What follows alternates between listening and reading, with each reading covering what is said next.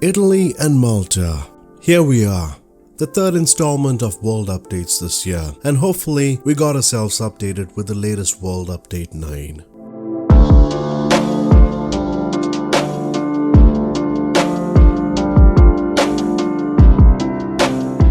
A day to keep us busy breezing all over the enhanced places at these two regions.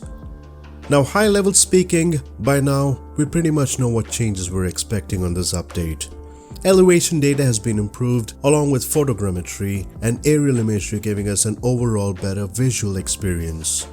By the way, make sure to subscribe. We cover the most of what's happening at the sim. Now, for the purpose of reference, my card is a 2080 Super, set at Ultra for the most part. Now, the team have refined this area with the latest geospatial data that they could get. This includes digital elevation modeling, satellite imagery and aerial imagery. 13 photogrammetry cities in this update. That means 13 cities have seen dramatic changes from Turin, Bari, Napoli, Roma, Milan, Perugia, all the way to Padua. The same way there are 20 cities which have experienced triangulated irregular network modeling that includes Rome, Naples, Venice and Milan. Now, what does this mean? Triangulated irregular network modeling. Let's not get too technical about this. It's nothing but surface morphing with a technique that cleverly renders a region in a better fashion. It's given that the sim demands requirements and greater attention to detail from simmers like us. This helps obtain a good resolution that can be well presented without really taxing the application. It's good to see that the use of DEM data can help the sim truly represent a topographic surface of the earth. There's still plenty of areas to be addressed. Let's take here for example, trees. Just observe the ways it has been cropped up on the roads. Now, this needs to be taken care. The clouds can be much better over time, but at the moment the team have done a solid on the latest sim update, fixing the clouds slowly. Let's not get too distracted and move back to the world update. Italy certainly sees some difference. What matters to me would be the difference in data generation when you compare a point of interest and the buildings closely, for example. You can notice the difference. Now, of course, you can't expect all the buildings to look above par, but a better representation at least. In terms of color, it's really good to not experience any rich contrast here. This has happened before. However, it's more of a natural tone overall, sometimes lighter, but I do believe that's how the Earth is truly represented at 2,000 to 5,000 feet. On a higher level, things have improved to a large extent here. Most of us didn't really have issues updating the patch.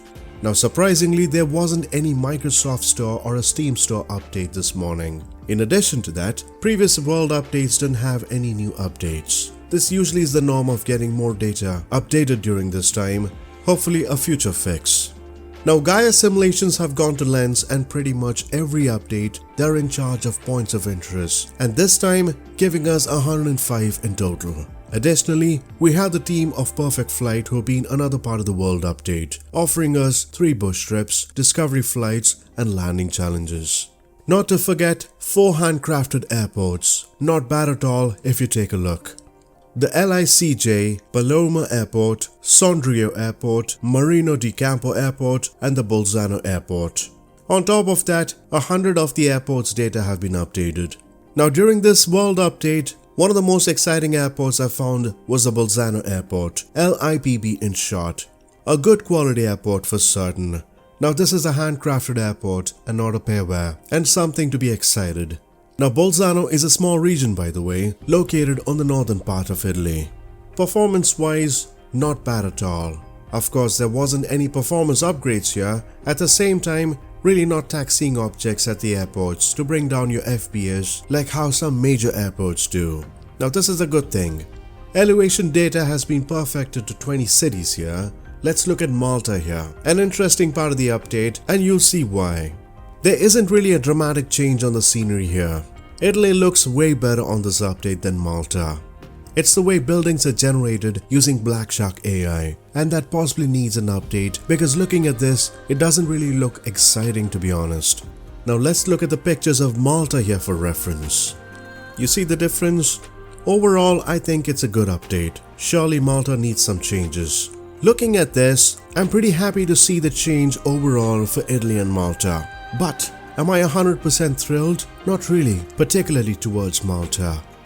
We have more airports to be updated, a future to fix and to be included for sure. A regional fix when the world updates are out. The settings are all set to max here with Ultra. The graphics card used here is an RTX 2080 Super. Now as I mentioned, an overall good update. This can be better with Malta. There's something to note here. It's easy to comment on the updates, but the work that really goes behind is quite a lot. And I would say this is a good update overall by the team of Asobo. So big thanks to the team again for this. There are more areas to test by the way. Do subscribe for more and we'll see you next time. Until then, take care and happy flying folks.